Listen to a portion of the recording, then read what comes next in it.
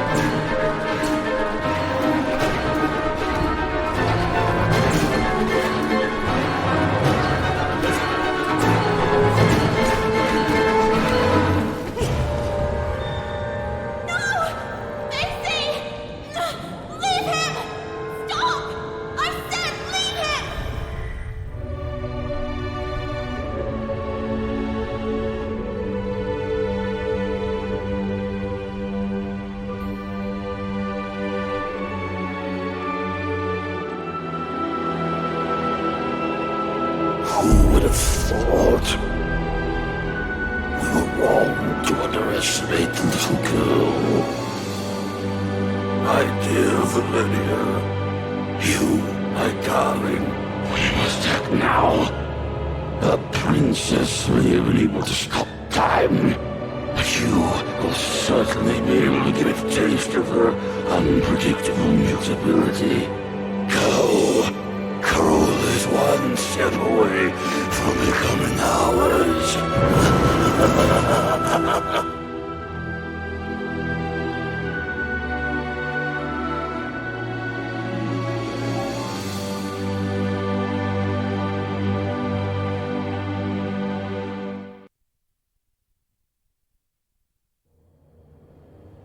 What happened? What are we doing here? The little girl barely remembered what had happened, and the head couldn't give her an answer. There was no longer any trace of the rest of Basie. However, the little girl did not despair. She was confident that, as had already happened, the head would soon find its way back to rejoin the rest of the body. Why do I feel like I'm reliving a moment I've already experienced? Me and you, all this. Then she looked out at the horizon, beyond the window of the cableway. What had once been the flowery park of Bunny Hall was now a pile of tar, ash, and coal. Poor little animals, forced out of their own lairs by the sound of drills and explosives. Carole, where are you, Carole? Then she remembered the letter. It was a page from Moby Dick, my sweet Carole. Learning how closely you hold Melville's work to your heart, I offer you this page from Moby Dick. Do you ever wonder if you are the menacing whale that freely sails the waters in search of new destinations, terror of the seven seas, yet man's designated prey? Or the unstoppable Captain Ahab in the eternal search for that whale, moved to revenge for the leg torn off of him? Your dear French, Marcel. Marcel, you again. The little girl remained there, absorbed in her thoughts. Moby Dick. How many times had she and Carole read it, and even quoted it? Or like that night in the library. Don, Lana, we need to be quiet. I'm trying. Come on, we're almost there. If they find us, we're doomed. Now, where did I put it? Oh, there you are.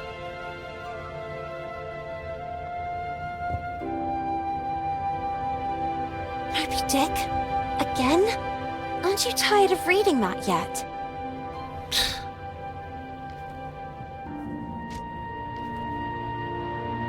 My God, Carole, if Miss Hinman catches us with this... Do you want to read it or not? Let us defend our ground, men. Is this how you control your women? Oh, wow. Should we celebrate? Why are you so impatient? Oh, do you really not see? See what? The umpteenth group of rowdy ladies in handcuffs, and the press inviting men to lock us in the house? When things don't go the way we want, try to see them from another perspective. Oh yeah, which one? Do you really think all pirates wore eye patches to cover what they didn't want to show? A bad eye, for example, or to better discern what they really wanted to see? Where did you hear that one? Okay, I made it up.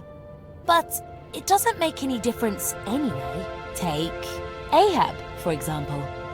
But Ahab was missing a leg, not an eye, and he wasn't even a pirate.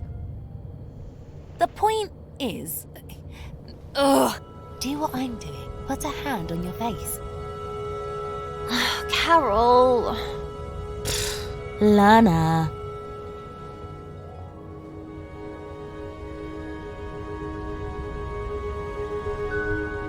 Now look.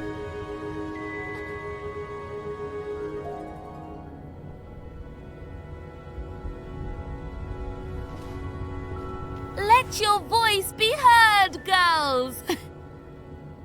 Things are going to change, Lana. Sooner or later, but they will change. What's the saying? Right. The winds of change are inevitable. Even if the sails aren't hoisted, that doesn't mean the wind isn't already blowing. What? No, nothing. Who knows where I heard it? Free, Lana. Free to be able to choose who to become, where to go, who to love. And maybe one day, women will also get into politics. Can you imagine a female prime minister? Or a black one? Can you imagine it, Lana? How I wish I could be there, among them, to fight. What future awaits us here? The factory, or worse. Forced to marry someone we don't even know. Unable to choose freely. Caged. Do you want to leave? Carole? No. Of course not. You and I will never be apart.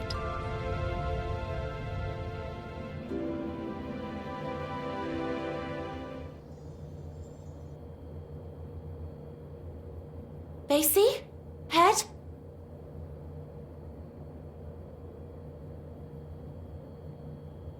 Where did Vicky and the others go? I wonder who they were chasing.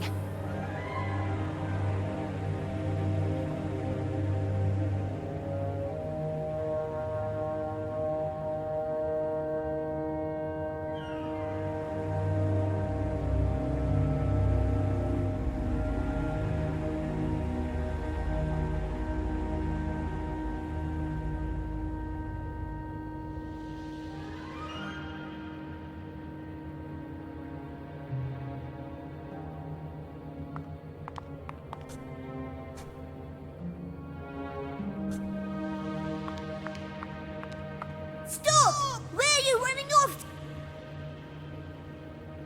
The new girl? Amanda?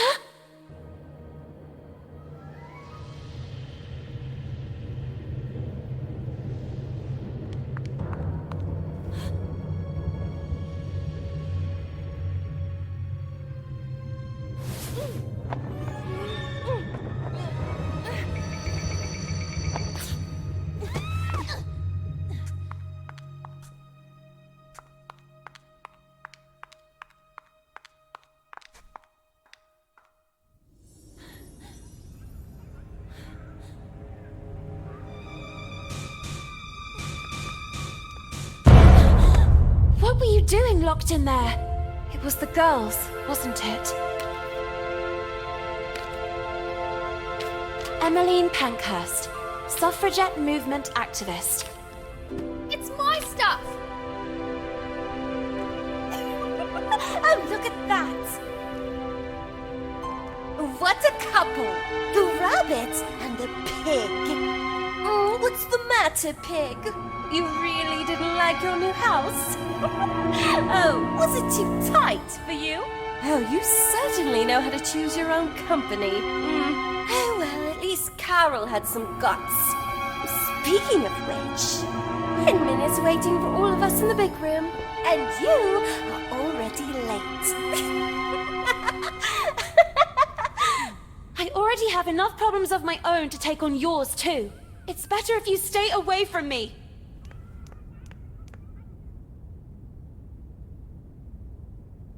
Thus, a new era is upon us, girls.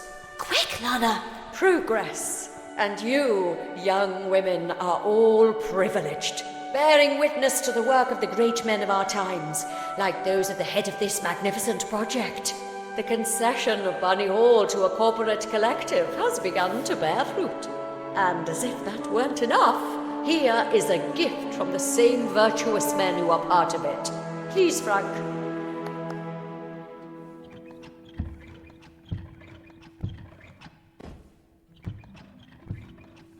And what is it that young ladies today want more than anything else? If not to please a wealthy suitor by demonstrating the best, most graceful dance moves. And so it is with great honor that I invite you to welcome today's special guest, one of the main benefactors of Bunny Hall, Lord DeWitt. DeWitt.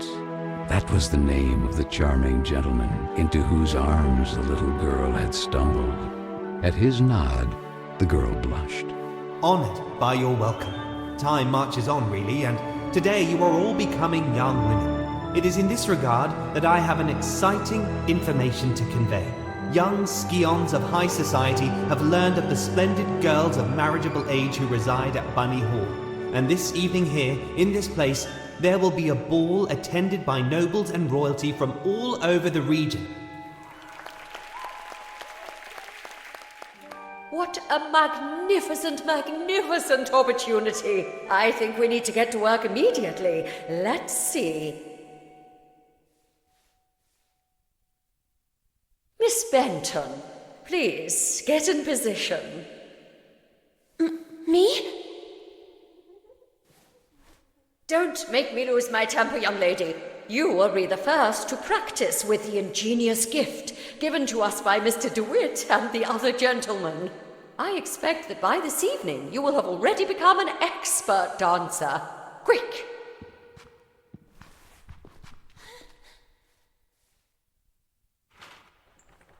Miss Benton, pay attention.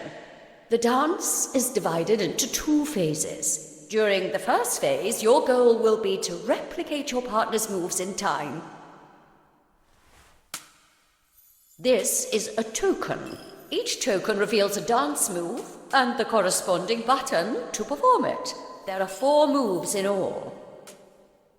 This is the action area defined by 2 markers. These limit the maximum execution time for each move. When a token lands inside, the move and corresponding button will be revealed. If the move is correctly executed at the exact moment token lands in the center of the action area, you will get the maximum guaranteed score. Perfect timing is important, miss. Performing a move correctly but too early or late will award fewer points. Mind yourself, performing a different action from the one suggested by the token, or performing the correct one significantly late, will give you a penalty in the final score. Perform all the actions correctly in a timely fashion to get a high score, and therefore be able to move on to the second phase. Let's see what you can do, Miss Benton. Take your places. Let the dance begin.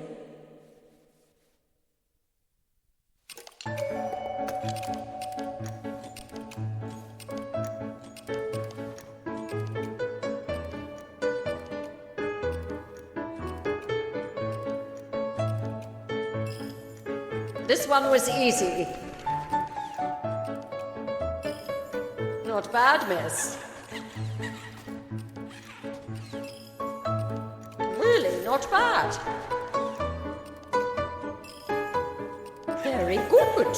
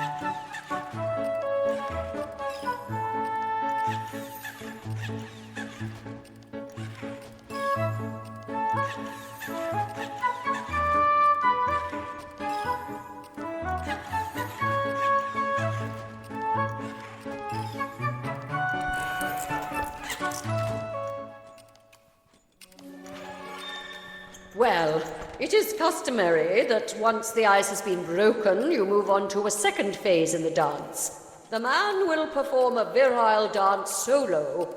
Be sure to memorize the moves and replicate them with grace. 2 new actions are added to the step: the saute, the pirouette to the left and to the right. The reveille. And the twirl. Take your places. Go.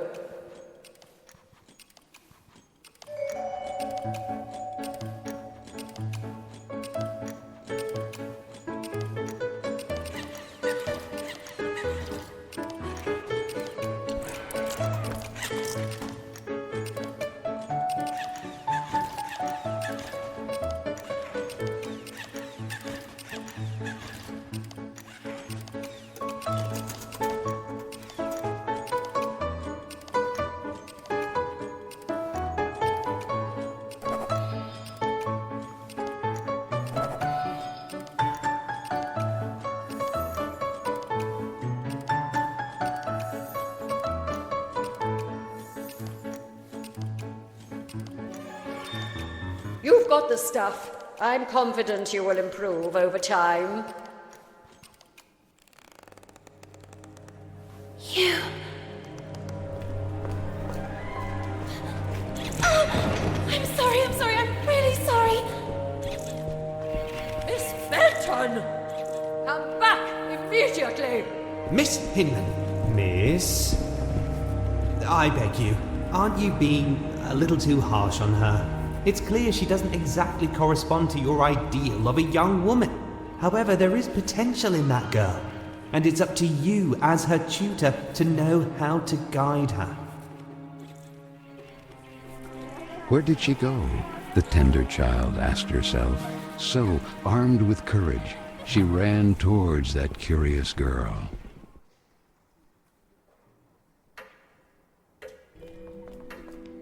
Don, where did he go? Basie! That boy, Marcel, the French. He's the one I saw fiddling with Carole's letter in the basement. He might have something to do with all this. He seems to be racing to get to the letters before us to destroy them. Perhaps to cover up the evidence of his correspondence with Carole. We can't let him escape. But you, how do you manage without... It would take a miracle. And indeed, the one who came to the aid of the little girl and the nice silver gentleman was truly a miracle. Was it the work of a guardian angel, or of some magical deity who assisted them from the kingdom of Corolla? She couldn't answer her own question, yet the little girl was so grateful to them. Quick, let's get to work.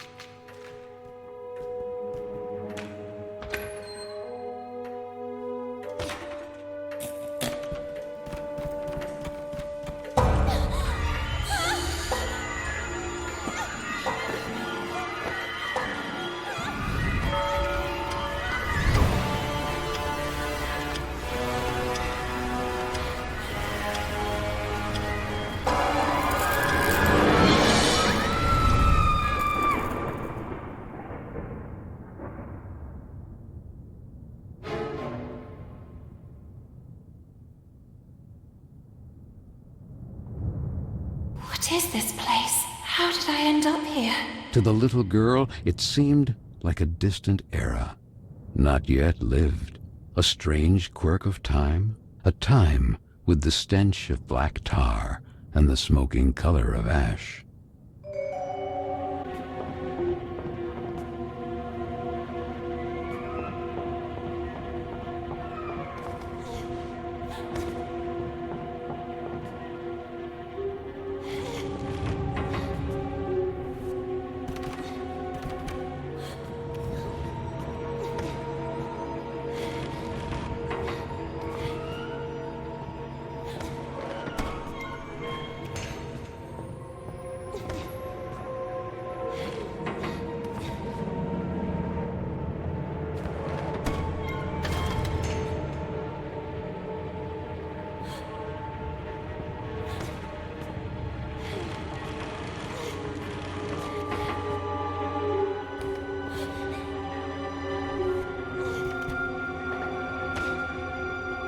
This is the science classroom. I'm sure of it. Whatever happened to this place?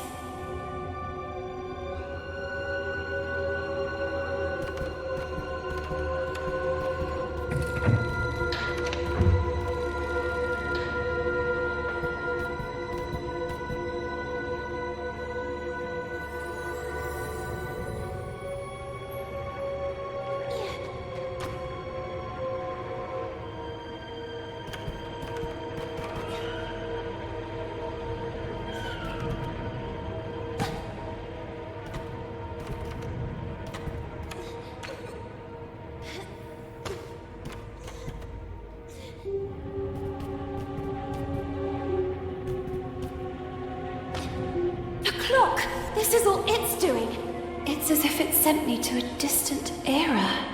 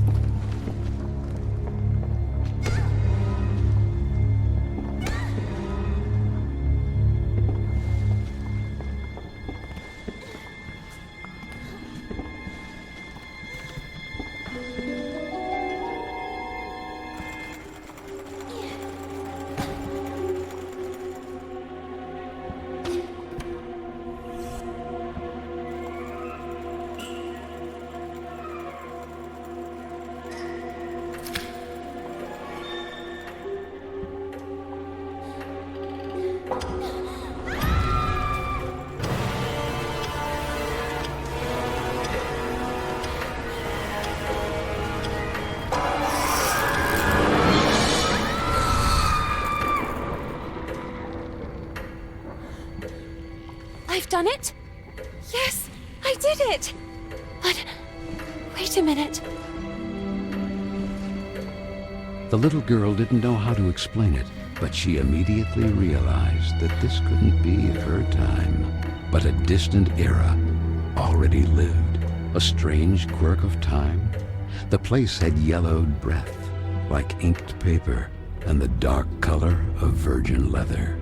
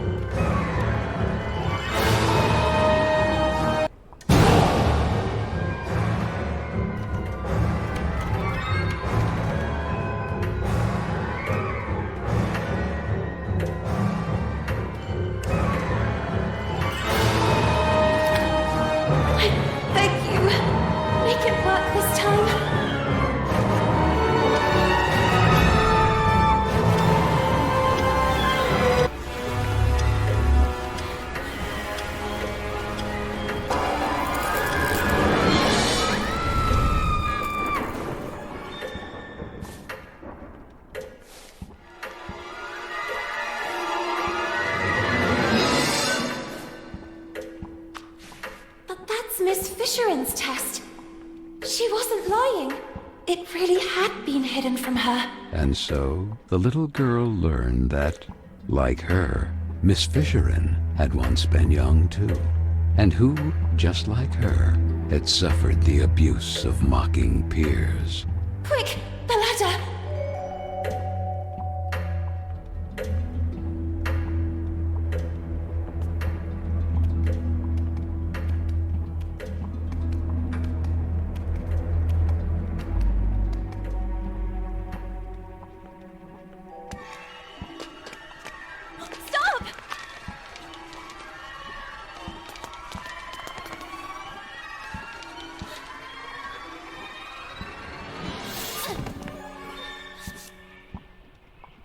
You? What are you doing here?